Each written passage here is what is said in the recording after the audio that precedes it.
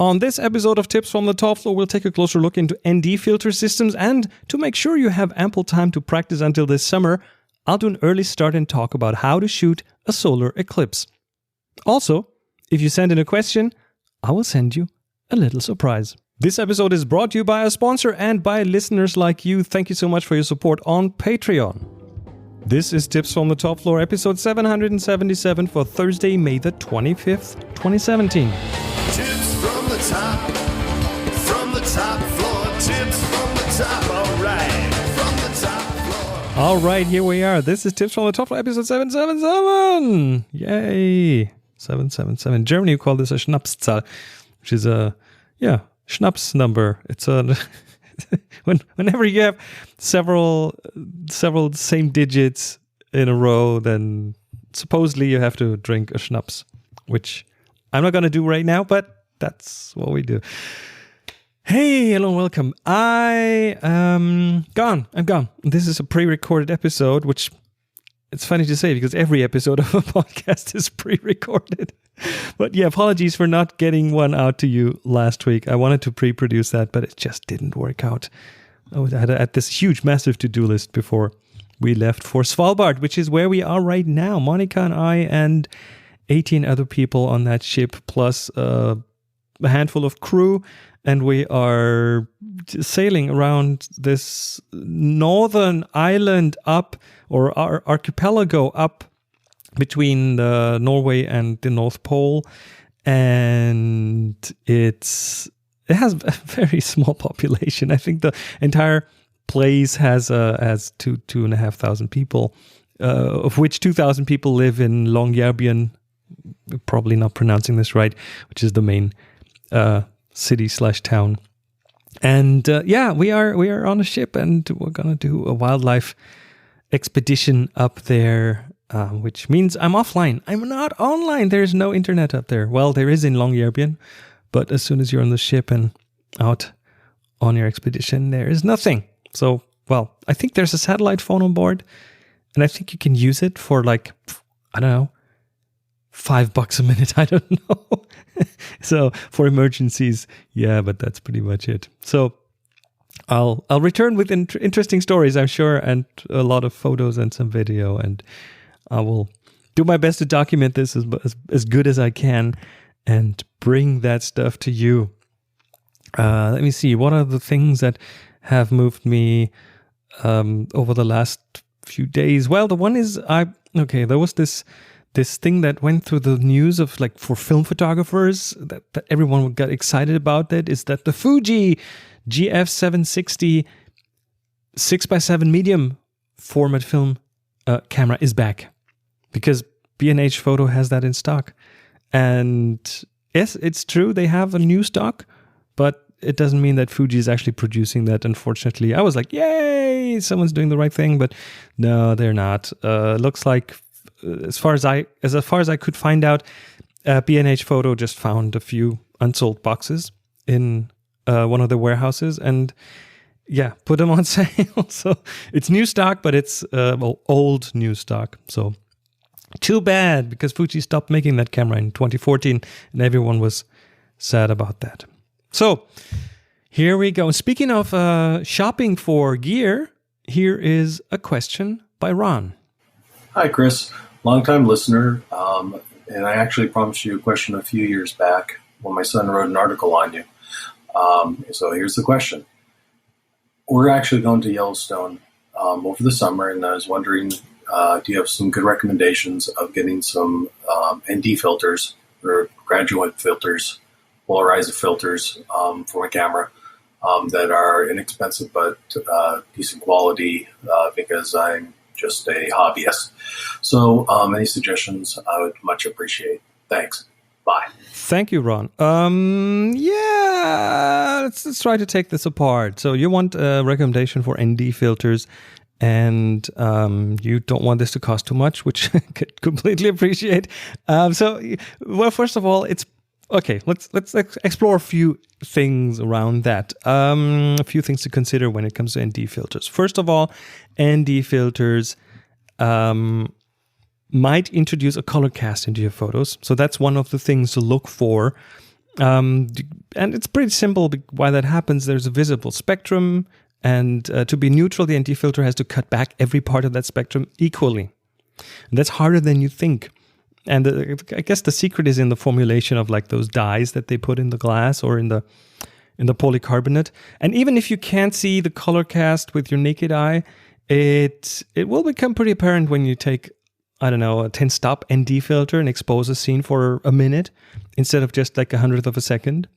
Those color casts typically manifest themselves in the red tones, or to be more precise, in the infrared, let's say right at the edge where it's where infrared is invisible to your eyes, but it can still be seen by the camera a little bit. And to keep the cost down for production of these filters, or of these dyes especially, many of those filters will cut the visible spectrum just nicely, but they won't go too far into the infrared, and because that makes the dyes more expensive. And if that doesn't align well with the camera's infrared cut filter that's in there, then there might be a bit of a gap that the infrared can leak through on long exposures, and you will see that as a kind of a red or magenta cast on the photo. But having said that, don't worry too much about that. You can often correct for that in post with the white balance. And it really depends on the ND filters and the camera combination. So I cannot predict which ones work and which ones don't. It's something you might have to try out. Another thing that some people, especially when they go more wide angle, look at is the thickness of those filters. And that means if the filters are too thick, then you will get some vignetting. Haven't really seen that as a big problem so far, and I shoot up to 24 millimeters with my ND filters, and that seems to work out fine. And if there is some vignetting, again, that's something that can be corrected for in post-processing. The real main thing is the choice of a system, and that's where it gets confusing, because there's Lee filters, and then there's Coquin, which I think is Coquin because it's French. There is Format High Tech. There's so many different manufacturers that compete in this area, and even though there's some possibility to mix and match between those different brands in general, especially when starting off, you're on the safer side if you decide for a system and then just stay with that. And then as you learn over time, you can add in stuff from other systems. And that's especially true as there are several pieces to those systems, and those the brands that make those systems love to sell you like everything they can. So let's put a system together here. Let's start with a filter holder. That's a holder that goes on the front of your lens where you slide in the rectangular filters. Those filters typically are rectangular, especially for the ND grads. That's important because you have to be able to slide them up and down and rotate them. And you will typically have like 1 or 2 or even 3 slots that you can slot in those filters even on top of each other, because sometimes you have to combine them. And some systems even let you rotate these filters, like for an ND filter, as I said, an ND grad filter, that makes perfect sense. Or if you use a polarizer, that also makes sense. So that's the first part, the filter holder. But then you have to make sure it fits on your lens, because every lens has, or many lenses have different sized filter threads. So that's where an adapter ring comes in, and it adapts the filter thread to the filter holder. And then there's, of course, the massive choice of filters in all the different possibilities they come. For example, a typical combination in a long exposure landscape shot, where you might have some water involved that you want to smooth out, or some clouds that you want to show the motion of. In those, you often have a combination of an ND filter to extend the exposure time, plus an ND grad filter to bring the exposure of the sky closer to the landscape. And some will even add a polarizer to that to boost the color saturation. I rarely do that, but those two filters, the ND and the ND grad, are the ones that most often go together. And my usual setup, the one that's my go-to setup for longer exposure shots like that, is a 10-stop ND filter. I use a Lee filter for that. They call that their big stopper, but there are other manufacturers that do the same kind of a 10-stop ND filter. And that 10-stop filter will enable you to turn, like, let's say, a 100th of a second exposure into a 10-second exposure. And then depending on like the light conditions, and you can play with the aperture and the ISO, and you can adjust that up and down. So that's kind of my go-to, has proven to be, pretty much in the ballpark where I want to be. And the second filter that I then use is an ND grad filter in addition to that.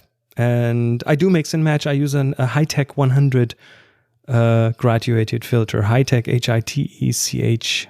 I think that's format High-Tech or something. Which is the same size. It's the 100 millimeters or 10 centimeters or about 4 inches in width. And that's the system that I use. It's a 10 centimeter wide system, again, about 4 inches wide. And I just looked at B&H for prices. There's, for example, the Lee Foundation Kit. I'm not affiliated with Lee in any way, shape, or form, but that's the system that I use. So I'm going to use that as an example. Their filter holder, that's a 4-inch or 10 centimeter filter holder, goes for about $80, $80 US. And an adapter ring will cost you another $35. And then, well, any filters that you like on top of that. And an ND grad filter can easily be $100 or more. So we're looking at a setup that will set you back, I don't know, $200-$300 or more. So it's kind of for me personally, that would be a high threshold to just try something out, to get started with something. But what I just told you is kind of the more involved version, which I do use when I have the time and the camera is on a tripod and I take my time to set up a landscape shot and I want to do a long exposure. But to get started and to just play with it and see if that is something that you want to do, and not just spend a ton and then find out that, oh no, that's way too complicated. Here's my recommendation. Sometimes I just want to take that single photo at like a regular exposure, like let's say 1,000th of a second, a handheld of a landscape. And all I want to do is bring down that exposure of the sky by 2-3 stops, just a couple of stops, to capture the beautiful clouds better, to get the detail, to get more detail in them. And I won't even use a filter holder for that. You don't have to shell out the big bucks for that. The method is pretty simple. And all you need is an ND grad filter. And that's it, pretty much. No holder, no adapter ring, no nothing. And then what you do is you hold that filter in front of the lens with your left hand while you take the shot with your right hand. You got to be a bit careful not to scratch the filter, but I kind of developed that method where I put my left hand under the lens, so the lens kind of rests on the left hand, and then with 2 fingers I have that filter, and I get that into position while looking through the viewfinder. It's a bit fiddly, but Again, that's a simple method. And it's not just me who does this. I've seen documentaries of pros, and I've seen pros in the field do that exact same thing, because it'll cut down on the stuff you'll have to carry around. And if you're out and hiking in a national park, that might be why you won't take it, because it's too heavy. So you'll be able to start off with just an ND grad filter. And they start at, well, I've again looked at B&H, the format High-Tech 100 by 125 millimeters, soft edge, graduated neutral density filter. That's an 0.9, that's a 3-stop filter, which is, for me personally, is perfect for bringing down the sky a bit. That is $81. So that would be my suggestion for a starting cost. Unless you want to do long exposures from a tripod, then you'll have to get the full system. And one more tip, a pro tip here. Those ND grad filters come in different edge grades, from hard to medium to soft, and that's how pretty much that shows you how quick that transition from the ND part to the transparent part is. And in some setups, like if you're at the sea with like a very straight horizon, a line for the horizon, a hard ND grad filter might work. But as soon as there's some elevation involved, some mountains at the horizon, as soon as that comes in, I would personally go for a medium or even a soft-edged filter. Just try it out. And I will link to a an article on Wikipedia that will give you all these weird numbers and make sense of them, like an 0.9 ND filter, that is a 3-stop filter. And if you want a 10-stop filter, that's a 3.0. It's complicated. There's a table on Wikipedia. Just look it up, and then you'll be all set.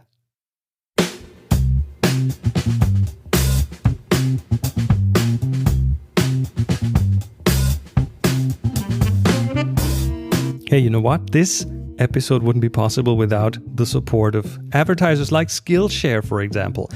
Are you looking to sharpen your photography skills or learn a new technique? Skillshare is an online learning community with over 15,000 classes in photography, design, and more. Whether you're a professional photographer looking to give your work an extra edge, a freelancer who wants to attract more clients and build your brand, or a hobbyist learning to build your skills, Skillshare is the perfect way to do so.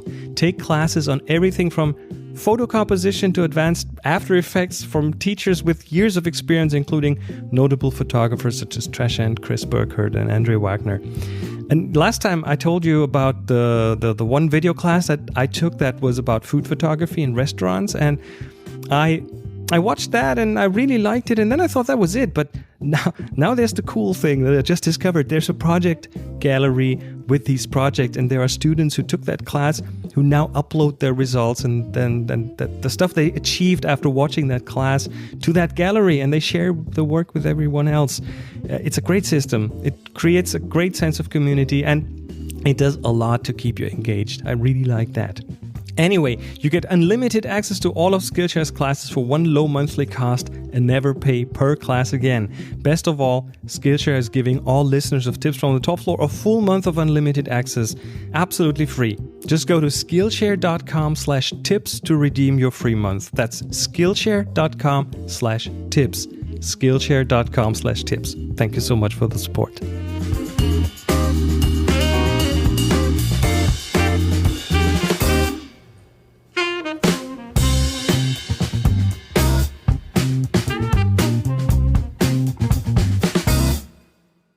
Hey Chris, how you doing? It's Andy Kitchen from Photo 42 here. Got a question about an event that doesn't come around very often for me. It's the Eclipse. We've got it coming over St. Louis, August next year, and obviously there's not going to be too much opportunity to take any training shots of something like that. It's going to be here for probably 15 and a few minutes, and I don't want to miss any opportunities with it. Curious to know what you would do insofar as setup for a shot like that. It's going to be really contrasty, and obviously the sun is going to be a big part of the shot. Just any advice you have, man, taking photos of the eclipse, and I thank you for your time. Cheers. Bye-bye. Yeah, the solar eclipse, 21st of August, 2017. There will be a solar eclipse, and I don't know where exactly it will cross the Earth, but well, it's the shadow of the moon being in between the Earth and the Sun.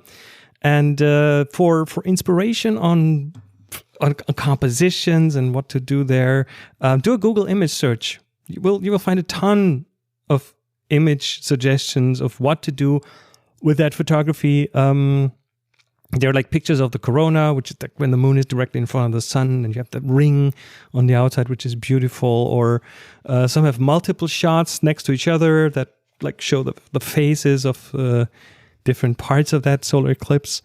And some shots, some of them combine the sun with other things. Like there's one with like a person standing in front of the sun. That looks like very likely like some composite of some sorts, several shots. I can't really see a good way to do that in one shot just because of the strong contrasts. But in general, here are some tips.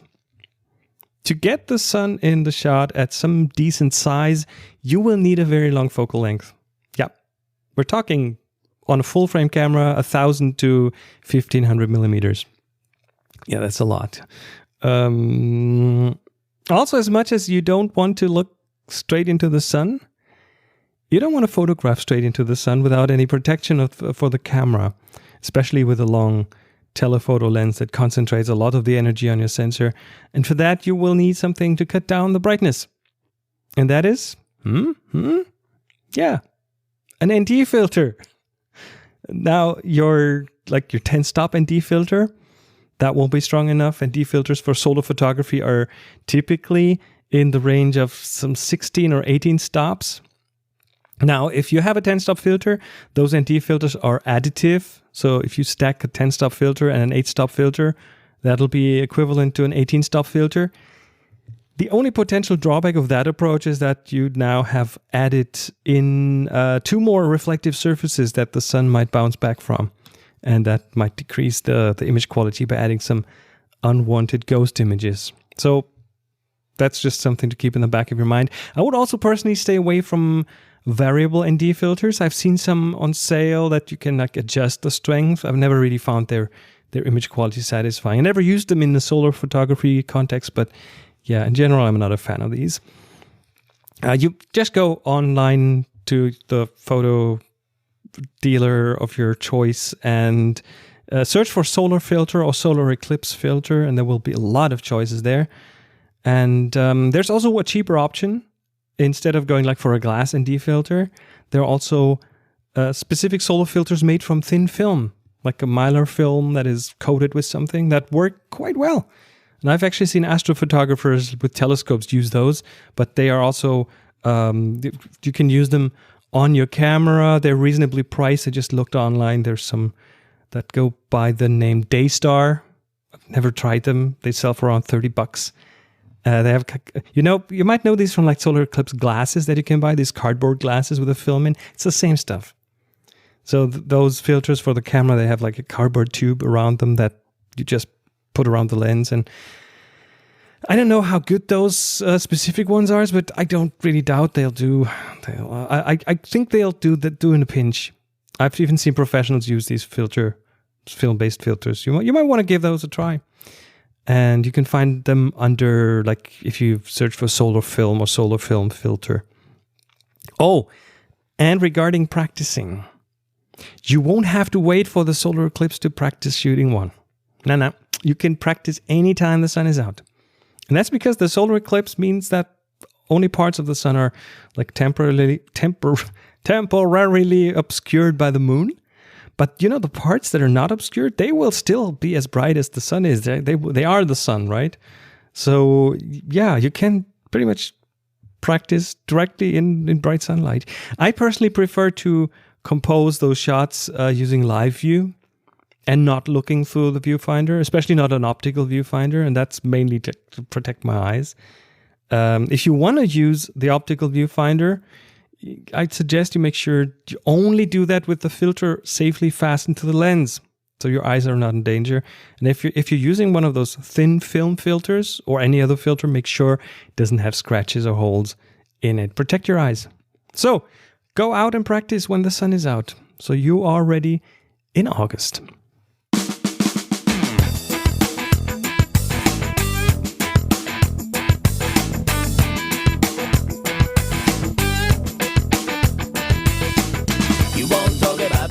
And that was it for this episode of Tips for the Top Floor. Thank you so much for being subscribed. If you're not, click on the big subscribe button on TFTTF.com and you get the show in your sleep every week onto your smartphone.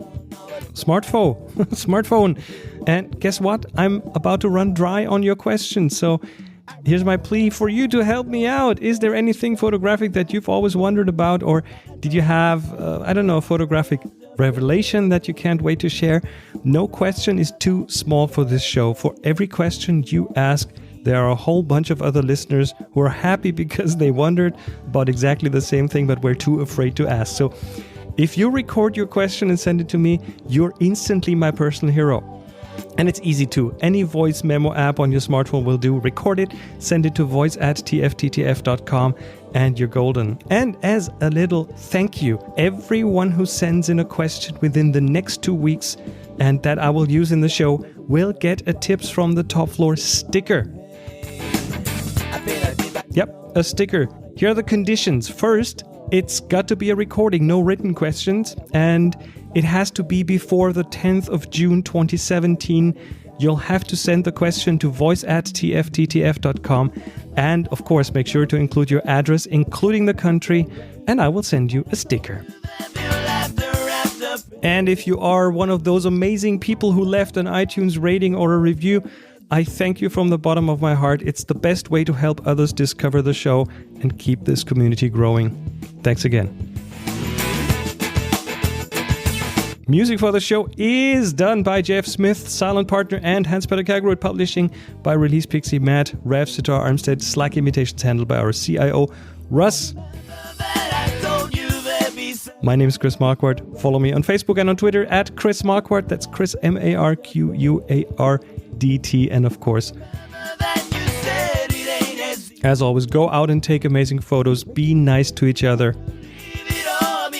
And happy shooting.